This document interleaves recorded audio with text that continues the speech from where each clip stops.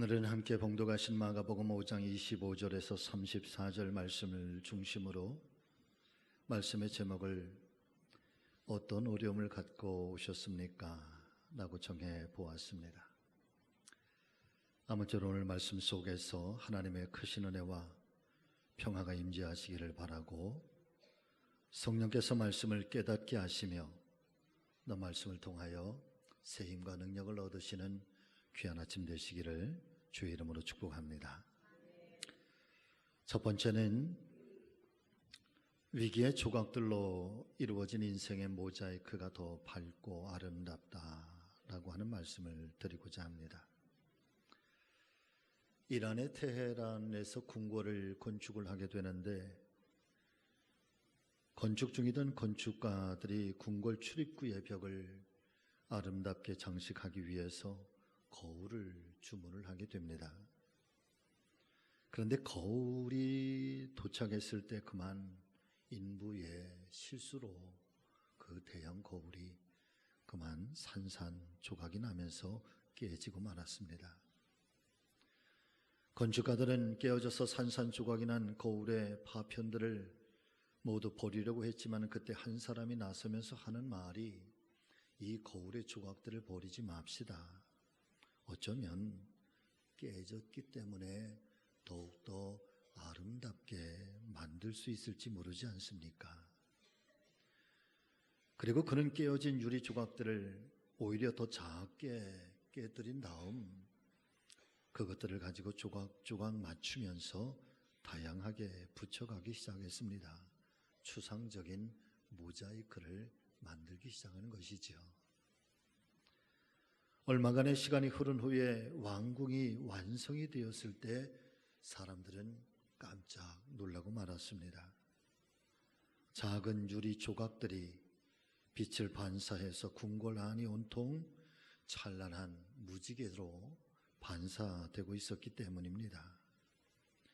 깨어진 유리 조각들로 만들어진 모자이크가 둥근 천장과 벽과 기둥들을 온통 다이아몬드로 장식한 것처럼 놀라운 효과를 만들어내고 있었던 것입니다.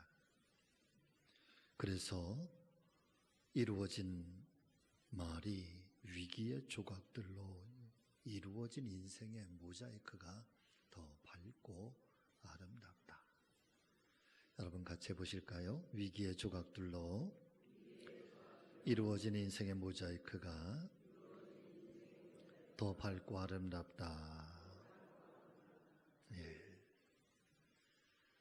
사랑하는 성도 여러분, 살아가시다가 보면은 때때로 인생에 깨어진 것 같은, 때로는 파멸을 맞이한 것 같은 절망적인 상황을 만나기도 하고, 때로는 성공의 길을 걷기도 하면서 우리는 수많은 인생의 우여곡절 그리고 사건들을 겪게 됩니다. 그런 사건들은 우리들로 하여금 때로 하나님과 멀어지게도 하고 때로는 하나님과 가까워지게도 하면서 사실은 그때 당시에는 그것이 참 나에게 위기다. 나에게 참 안 좋은 일이다. 또 반대로 그때 참 좋았다. 그러나 그런 일들이 사실은 우리에게 영원토록 신앙적으로 좋은 일인지 또 때로 신앙적으로 마이너스가 되는 일인지 사실 그때 그 순간의 일로는 우리가 다 깨달을 수가 없다는 것이죠. 어떤 분이 이런 이야기를 합니다. 불행의 어두운 구름 사이에는 언제나 은혜의 빗줄기가 존재한다. 요즘 장마철이어서 혹시나 그런 장면을 볼 수 있을려는지 모르겠습니다만은 사랑하는 여러분, 때때로 비가 오거나 천둥 번개가 칠 때에 혹은 아주 거대한 어둠에 그런 깊은 그 구름의 장막들이 다 가려 있어서 아주 캄캄할 때, 그런데 어느 한 곳에 여러분 하늘에 구멍이 열려 있어서 그 사이로 하늘에서부터 빛이 쫙 쏟아져 내리는 그런 경우를 우리는 가끔 목격하지 않으십니까? 그래서 이야기하기를 인생이라고 하는 이 삶에 아주 거대한 어둠에 구름들이 가려져 있는 것 같아도 사실 그 너머에는 은혜의 빗줄기는 언제나 존재하고 있고, 은혜의 빗줄기는 틈만 나면, 아주 작은 틈만 있어도 우리에게 그 은혜의 빗줄기는 쏟아진다라고 이야기를 해주고 있는 것 같습니다. 그 말처럼 사랑과 은총에 충만하신 하나님께서는 때때로 저와 여러분들이 당하고 있는 어떤 고난, 그리고 어떤 위기 속에서도 언제나 은혜와 사랑의 빗줄기를 비추어 주셔서 우리의 삶과 우리의 인격을 새롭게 빚어 가신다는 사실을 믿으실 수 있기를 바랍니다. 오늘 아침 저와 여러분들에게 이 종이 간절히 축복하며 기도하는 것은, 지금까지 나에게 어떤 두려움과 또 어떤 마음의 장애가 있었다 할지라도 우리 주님을 붙잡고 때로는 기도하시다가, 때로는 그 하나님을 의지하고 가시다가 모든 불안과 초조감, 마음의 장애, 또 두려움과 때로는 절망감, 심지어는 자포자기 등 이 모든 것들로부터 자유해지는 놀라운 축복의 역사가 일어나게 되시기를 우리 주님 예수 그리스도의 이름으로 여러분을 축복합니다. 자, 오늘 마가복음 5장 25절과 26절 말씀을 보십시오. 12회를 혈루증으로 알아온 한 여자가 있었다. 그리고 많은 의사에게 많은 괴로움을 받았고 가진 것도 다 허비하였으되 아무 효험이 없고 도리어 더 중하여졌던 자에. 말씀을 보면은 주님께서 만났던 수많은 사람들, 그들의 공통점이 과연 뭘까? 특별히 예수 그리스도께서 만나 주었던 사람들, 한마디로 말씀을 드리면 때로는 절망스러웠던 사람들, 때로는 고독했던 사람들. 그런데 이 성경의 복음의 이야기가 아주 강력한 메시지로 우리에게 전해주고 있는 것은, 때로는 그렇게 절망스러운 사람들이었던, 때로는 이 고독한 삶이었던 주님을 만난 그 인생들이 축복의 주인공이 돼서 그의 인생이 변화가 되었다. 새로운 제2의 인생을 살게 되었다. 그리고 그 중심에는 주님과 그 사람의 영적 만남, 영적 사건이 일어났다라고 하는 것이 이런 복음서의 한 이야기들이죠. 마가복음 5장만 해도 거라사의 이 무덤 사이에 살고 있는 광인에 대한 이야기, 야이로의 12살 난 딸의 죽음과 그리고 12해 동안 불치의 병으로 시달린 이 여인이 등장함으로써 이런 삶의 아픔과 이 삶의 슬픔이 특별한 것이 아니라 누구에게나 경험될 수 있는 보편적인 상황임을 성경은 우리에게 증거해주고 있는 것입니다. 세상에는 해당장 야이로의 딸처럼 12살밖에 되지 않았는데 그 어린아이가 죽어가기도 합니다. 우리가 사는 이 세상에는 집을 잃고 무덤 사이에 거하는 이 광인처럼 마음의 집을 잃어버리고 어둠의 영에 사로잡혀 고통당하는 인생이 얼마나 많은지 알 수가 없습니다. 그리고 본문의 여인처럼 오랜 세월 불치병으로 혹은 난치병으로 시달리며 깊은 슬픔과 고통 중에 거하며 살아가는 그런 사람이 얼마나 많은지 알 수가 없습니다. 성경은 이와 같은 모습이 우리가 살아가고 있는 세상의 모습이며 우리 삶의 실존이라고 증거를 해주고 있는 것이지요. 그리고 누구라도 이와 같은 고통과 질병으로부터 자유할 수 없다. 아무도 죄와 어둠의 권세로부터 자유할 수가 없다. 그래서 성경은 인생을 가리켜 상한 갈대라고 표현을 하기도 하고, 그리고 꺼져가는 심지와 같다고 말씀은 우리에게 증언을 해주고 있는 것 같습니다. 오늘 본문 속에서도 이렇게 깊은 절망 속에 때로는 상한 갈대처럼 그리고 꺼져가는 심지처럼 가물가물하는 생을 살아가는 이름 없는 한 여인을 우리에게 소개를 해주고 있습니다. 이 여인이 이 질병으로부터 얼마나 많은 절망과 고통을 경험했을까? 성경은 이렇게 표현을 해주고 있습니다. 12회를 혈루증으로 알아온 한 여자가 있어 많은 의사에게 많은 괴로움을 받았고 가진 것도 다 허비하였으되 효험이 없었다. 그리고 도리어 더 중하여졌다. 사랑하는 믿음의 가족 여러분, 12년 동안이나 이 엄청난 질병을 앓고 있었다는 것입니다.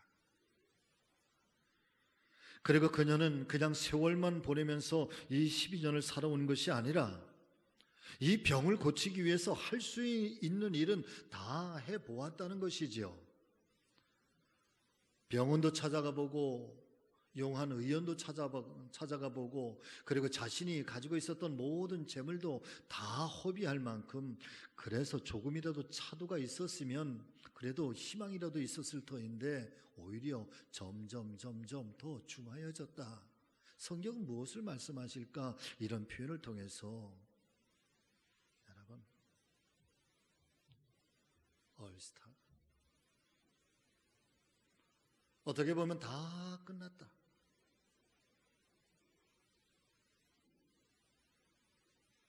아무것도 남아있는 것이 없었습니다.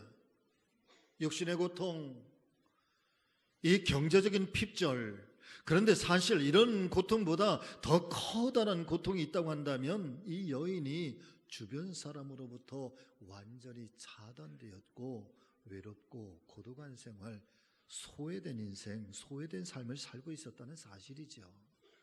사실 말씀 속에는 등장하고 있지만 이런 이야기를 묵상하면서 이 말씀 속에 가려져 있는 행간의 이야기들, 남편은 있지 않았을까? 이 여인에게도 가정은 있었지 않았을까? 사랑하는 자녀들이 있지 않았었을까? 그런데 이 몹쓸 질병 때문에 여러분, 가정도 자녀들도 심지어는 부모도 사랑하는 이들로부터 철저하게 버림받고, 레위기의 말씀에 의하면 이런 혈루병, 이런 출혈병을 앓고 있는 사람은 여러분 부정한 자라, 부정한 자. 종제와 낙인을 지키고, 그래서 심지어는 이 사람들과 가까이 하지도 말 것이며, 이런 병을 앓고 있는 사람은 하늘로부터 저주를 받은 인생이니 그리고 별도로 격리돼서 살아가게 하고, 혹여나 어쩌다가 그런 사람과 접촉을 하거나 그런 사람과 스쳐 지나가기만 해도 여러분, 멀쩡한 사람도 일주일 동안은 홀로 격리돼서 하나님 앞에 나는 부정한 자입니다, 나는 부정한 자입니다, 그렇게 회개하면서 일주일 보낸 후에 모든 옷을 다 빨아입고 그리고 나서 다시 세상 속에 나와 사람들과 만나라고 이야기를 합니다. 그것이 유대인의 문화고 구약의 율법입니다. 어쩌면 이 경제적인 아픔보다도, 사실은 이 12년 동안 고통당했던 그 질병의 고통보다도 사실 더 아프게 했던 것은 내면적인 아픔이고 소외된 아픔이고 버림받은 그런 정신적으로 영적으로 당하는 그런 고통이었겠지요. 그런데 어느 날 그런 여인에게 예수님 이야기가 들려오기 시작합니다. 여러분, 성경을 보실까요? 마가복음 5장 27절과 28절 말씀 같이 읽겠습니다. 예수의 소문을 듣고 무리 가운데 끼어 뒤로 와서 그의 옷에 손을 대니 이는 내가 그의 옷에만 손을 대어도 구원을 받으리라 생각함일라라. 사랑하는 성도 여러분들이요, 이 여인이 무엇을 들었습니까? 예수님의 소문을 들었다고 했습니다. 전능하신 예수님께서, 온갖 질병을 치유해 주시는 예수님께서, 죽은 자를 살리셨다는 그 예수님께서, 무리를 걷게 하셨다는 그 예수님께서, 광풍조차도 잠잠케 하셨다는 그 예수님께서, 오병이어에 의해 기적을 일으키셨다는 그 예수님께서, 사랑하는 여러분, 오늘 내 살고 있는 내 마을에 오신다. 내 곁을 지나가신다. 그 예수님에 대한 소문을 들었고 12년 동안 할 수 있는 모든 방법, 할 수 있는 모든 노력을 다 했지만 자신의 병을 고칠 길이 없었는데, 아니 오히려 더 심해졌고 가진 돈도 다 떨어졌는데, 사람들에게 소외되었는데, 미래가 없었는데, 희망이 없었는데, 어느 날 그 여인에게 그 예수님에 대한 소문이 들려왔다라고 하는 것입니다. 그런데 정말 놀라운 것은 그 예수님에 대한 소문이 들려왔는데 사랑하는 여러분, 그 여인의 이 가슴 속에서 믿음이 생겨나기 시작했다는 거죠. 예수님을 향한 희망이 생겨나기 시작했다는 겁니다. 자기의 인생이 캄캄한 다 깨어져 버린 것 같았는데 깨어진 모자이크가 더욱더 아름답게 빛나고 밝아지는 것처럼 그런 반전의 기회가 여러분 찾아왔다는 것입니다. 사랑하는 여러분, 이것이 이 여인의 운명을 바꾸는 정말 말씀 그대로 반전의 기회가 된 것을 믿으실 수 있기를 바랍니다. 왜 그럴까요? 예수님이 복음이니까, 예수님이 생명이니까, 예수님이 우리의 구원이니까. 사랑하는 우리 성지교회 믿음의 가족 여러분, 오늘 아침 저와 여러분들에게도 이 여인처럼 이 믿음의 은혜가 있기를 주의 이름으로 축복합니다. 이 믿음을 가지고 예수님을 향해서 달려나가게 됩니다. 그리고 예수님의 옷자락을 만지게 되고, 그리고 일순간 정말 하나님 말씀인 성경은 정말 일순간에 그녀의 인생은 여러분 달라지기 시작합니다.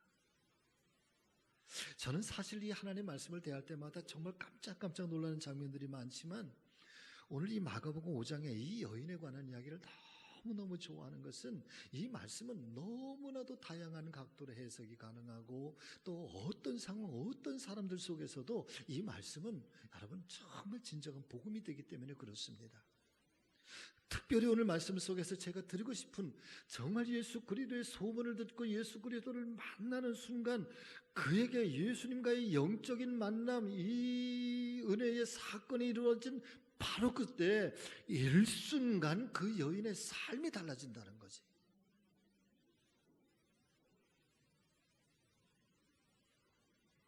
어떤 고통, 어떤 아픔, 어떤 상처, 어떤 고독이 있다고 할지라도 예수님을 향하여 손을 내밀었던 바로 그때, 예수님과 이 터치, 이 접촉이 이루어지는 그때, 예수님을 향하여서 나의 믿음의 손을 내밀었던 바로 그때 그 여인의 삶이 달라졌다는 거예요. 어쩌면 하나님의 말씀인 성경은 이 여인에게만이 아니라 오늘 우리들에게도, 사랑하는 여러분, 예수님을 만지는 바로 그 순간 우리의 생애, 그 일순간 우리의 삶이 달라질 수 있고, 우리의 영혼이 달라질 수 있고, 우리의 인생이 달라질 수 있다는 사실을 오늘 성경은 여러분 우리에게 증거해 주고 있는 것처럼 오늘 말씀 속에 이 은혜가 함께하기를 주의 이름으로 축원합니다. 내 삶을 바꿀 수 있고, 나를 죄와 이 죽음과 절망과 고독에서 해방시킬 수 있고, 나를 새롭게 할 수 있다는 이 사실을 믿고, 사랑 믿음의 가족 여러분, 오늘도 주님을 향하여 저와 여러분들의 손을 내미는 이 은혜가, 이 믿음이 우리에게도 함께 하기를 바랍니다. 때때로 그런 생각이 드실 때도 있을지 모르겠습니다. 나같이 부족하고 나 같은 죄인이 예수님께 나오고, 또 그 주님을 향해서 주님의 옷을 만지기에는 내가 너무 추하고 내가 너무 더러운 것은 아닐까. 사실 저도 우리 성도님들에게 꼭 간곡하게 부탁드리고 있는 것 중에 하나가, 하나님 전에 찾아 나와서 예배 드릴 때에는 화장도 하시고 머리도 예쁘게 단정하게 하시고 옷 중에서도 단정하고 깨끗한 옷고 이렇게 가려 입으시고, 몸가짐을 잘 성별하셔서 예배 때는 꼭 그렇게 나오세요. 이런 말씀 종종 드리기도 했었습니다. 그러나 사실 주님 앞에 찾아 나온다고 하는 것, 사랑하는 여러분, 그런 것들이 주님을 향해서 찾아 나오는데 걸림돌이 될 수는 없겠지요.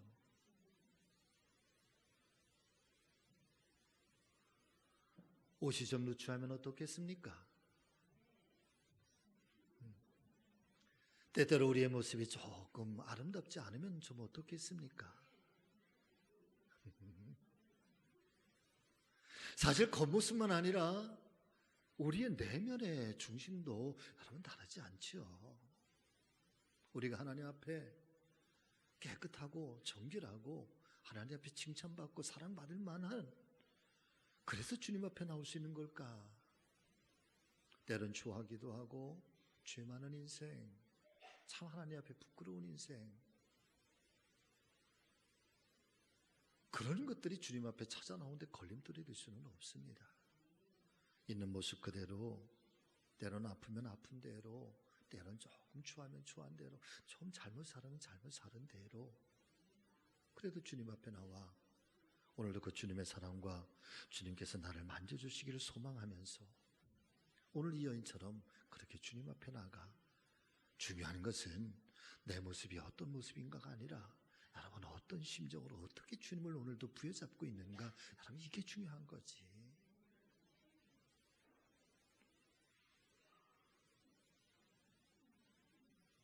요란하게 나오지 않으셔도 괜찮습니다.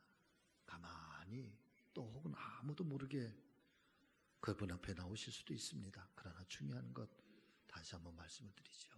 이 여인처럼 이 은혜의 믿음으로 주님을 만지시기를 주의 이름으로 축복합니다.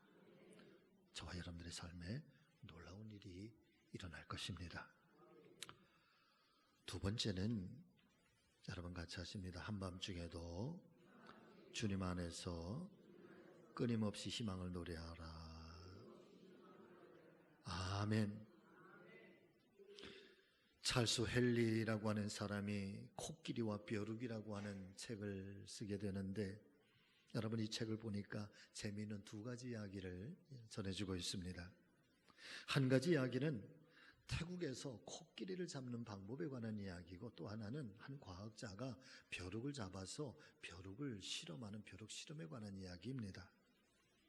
첫 번째 코끼리를 잡는 방법을 보니까 정글에서 거대한 이 야생의 코끼리를 몰입꾼들이 막 몰고, 그리고 미리 준비해놓은 거대한 코끼리 그 우리를 만들어 놓고 거기로 코끼리를 몰고 갑니다. 쫓겨서 몰려서 코끼리가 어쩔 수 없이 이 거대한 우리 안에 들어가잖아요. 그러면 마취총을 쏴서 잠시 동안 기절을 시키는데, 그렇게 마취돼서 잠깐 잠이 들면 아주 거대한 무거운 이 쇠사슬을 코끼리 발목에 묶어 놓는 거죠. 그리고 꼼짝할 수도 없는 그 아주 벵갈 보리수, 키가 어마어마한 그 벵갈 보리수에다가 이렇게 묶어 놓는 거예요. 얼마간의 시간이 지난 후에 이 야생 코끼리가 깨어나면 이제 또 도망가려고 그렇게 움직이겠지요. 움직이면 이 벵갈 보리수에 묶여있는 이 거대한 쇠사슬, 자기 발목, 힘을 가하면 가할수록 이 밀려오는 통증, 더 세게 도망가려고 하면 더 크게 밀려오고, 그 가려고 해도 묶여서 움직일 수 없는. 그런데 점점 시간이 지나가면서 이 코끼리는 이제 도망가려고 하는 것을 포기하는 거죠. 자신도 모르게 내가 도망가면 도망갈수록 내 발목에 가여오는 이 통증 때문에 고통스러운 겁니다. 그리고 얼마간의 시간이 지났을 때 포기하고 주님께서 전화 왔어요. 하나님께서 전화 왔어요. 통화하시고 싶은가 봐. 이따 하실래? 자, 집중. 그러고 나면 이 코끼리가 어느 정도의 시간이 지나가면 더 이상 도망가려고 하지 않는다는 거예요. 그때는요, 아주 작은 줄, 아주 약한 줄 하나 코끼리 발목에 묶어놔도요, 이 코끼리는 벗어나질 않는다는 거지. 또 하나의 이야기, 어느 한 과학자가 아주 조그마한 벼룩을 잡아서 유리병 안에 집어넣어 보았습니다. 그랬더니 이 유리병 안에 들어갔던 이 벼룩이 답답하니까 거기서 점프를 해서 유리병을 뚫고 빠져나오는데, 넣으면 넣을수록 계속해서 점프하는데 이 조그만 벼룩이 자기 몸에 몸 크기보다 수백 배, 수천 배의 높이로 점프를 한다. 그런 능력이 있다는 것을 아는 거죠. 그리고 나서 유리병의 뚜껑을 닫아 놓았습니다. 계속해서 이 벼룩은 점프를 해서 빠져나가려고 하는데, 점프하면 유리병 뚜껑에 부딪히고 점프하면 유리병 뚜껑에 부딪히고 수백 번 계속하면서 이 유리병 뚜껑에 부딪히니까 얼마간의 시간이 지난 후에 여러분 놀라운 일이 일어나기 시작하는데요. 이 벼룩이 점프를 하는데 유리병 뚜껑에 닿지 않을 만큼만 점프를 하더라는 거예요. 부딪히면 아프니까. 닿지 않을 만큼만. 일주일이 지난 후에 유리병 뚜껑을 벗겨놨는데, 여러분 이 벼룩이 유리병 바깥으로 나올까요? 안 나올까요? 안 나옵니다. 거기까지만 뛰더라는 거지. 그리고 먼 시간이 지난 후에 결국은 유리병 바깥으로 나오지 못해서 사랑하는 여러분, 그곳에서 죽게 되었다는 것입니다. 이 두 가지의 실험을 통해서 과학자들이 밝혀낸 이 과학적 심리학의 이론이 바로 이런 이야기입니다. 인간을 비롯한 모든 생명체들은 어떤 한계에 부딪히면 자기 포기라는 심리적 과정을 거치게 되고, 자기 포기의 심리적 과정은 반드시 자기가 가지고 있는 기본적인 능력조차도 상실하게 한다. 찰스 헨리라고 하는 사람은 독자들에게 두 가지를 강조하고 있습니다. 첫 번째는 코끼리가 보잘것없는 작은 줄에도 꼼짝하지 못하는 것과 이 벼룩이 유리병을 벗어나지 못하고 있는 이유는 바로 자기 포기라고 하는 자기의 부정적인 습관이 생겨났기 때문이다. 자기 포기라고 하는 이 부정적인 습관이 생겨났다. 두 번째는 코끼리에게도 충분히 작은 줄을 끊어낼 수 있는 이 엄청난 능력이 있고, 벼룩에게도 유리병보다 훨씬 더 높이 뛸 수 있는 그런 능력이 있음에도 불구하고 이 자기 포기라고 하는 자기의 부정적인 습관은 자기의 그 기본적인 능력, 자신의 능력을 잃어버리게 한다. 더 이상 활용하지 못하게 한다. 저는 이 책의 내용을 살펴보면서 참 신앙의 큰 깨달음을 얻게 됩니다. 아하, 우리의 삶 속에서 어떤 이 불행한 일들, 어떤 비극적인 상황, 또 때로는 어떤 이 고통과 이 어려움의 일들은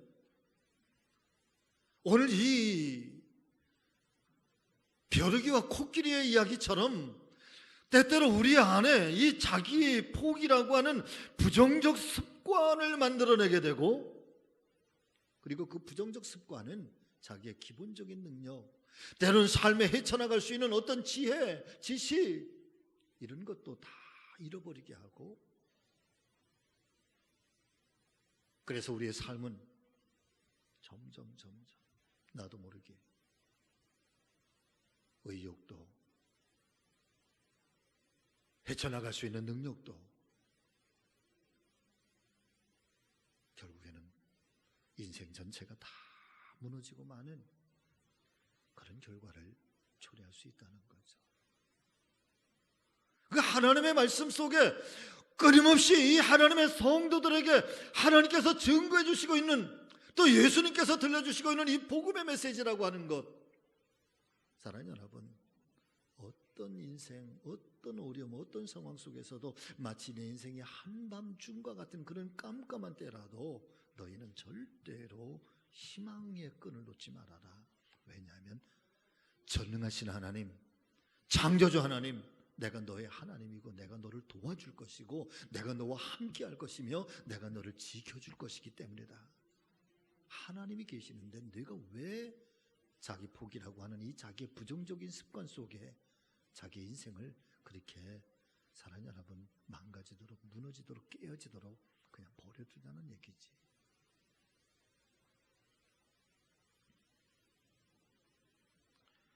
누가복음 18장 1절부터 8절의 말씀을 보면은 어떤 도시에서 억울한 일을 당하였던 한 여인을 예수님께서 비유로 우리에게 들려주시는 말씀이 있습니다. 자, 여러분, 누가복음 18장 5절부터 7절의 말씀인데 우리 한번 같이 읽어보실까요? 크게 읽어보십니다. 시작. 이 과부가 나를 번거롭게 하니 내가 그 원한을 풀어주리라. 그렇지 않으면 늘 와서 나를 괴롭게 하리라 하였느니라. 주께서 또 이르시되 불의한 재판장이 말하는 것을 들으라. 하물며 하나님께서 그 밤낮 부르짖는 택하신 자들의 원한을 풀어주지 아니하시겠느냐? 그들에게 오래 참으시겠느냐? 여러분, 예수님께서 기도에 관하여 들려주신 말씀입니다. 자, 마가복음 2장의 말씀을 보면은 한 중풍병자를 4명의 친구들이 들것에 가지고 와서 예수님께로 가까이 나아가려고 했으나 얼마나 많은 사람들이 그 예수님 가는 길을 가로막고 있는지 도저히 나아갈 수가 없어서 지붕 위로 올라가서 지붕을 뚫고 그리고 지붕을 통해서 침상을 내리고 그리고 예수님 앞에 이 중풍병자를 내려 고침받고 구원받는 사건을 기록을 해주고 있습니다.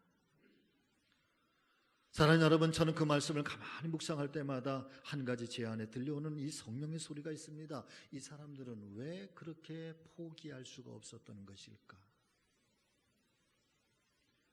왜 지붕이라도 뚫어야만 했었을까? 무엇이었을까? 한 가지 깨닫게 되는 사실, 그런 것은 희망 때문이죠. 주님을 만나기만 하면, 주님께로 나아가기만 한다면, 주님께서 나를 긍휼히 여겨주시기만 한다면, 그러면 내 인생의 이 일들은 여러분 여기로 끝이 날 거라는 거예요. 현재의 모습이 심히 부족해도 사랑하는 여러분, 결코 낙심하지 마셔야 됩니다. 하나님을 바라보고 믿음 안에서 끊임없이 희망을 노래해야 합니다.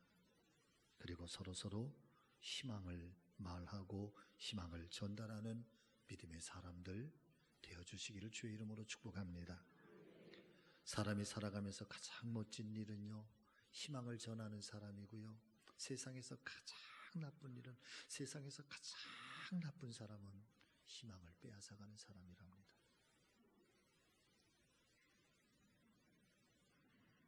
오늘 본문의 말씀 마가복음 5장 28절의 말씀, 이는 내가 그의 옷에만 손을 대어도 구원을 받으리라. 여러분, 주님을 향한 희망이 이 여인 속에는 여전히 살아있는 거예요.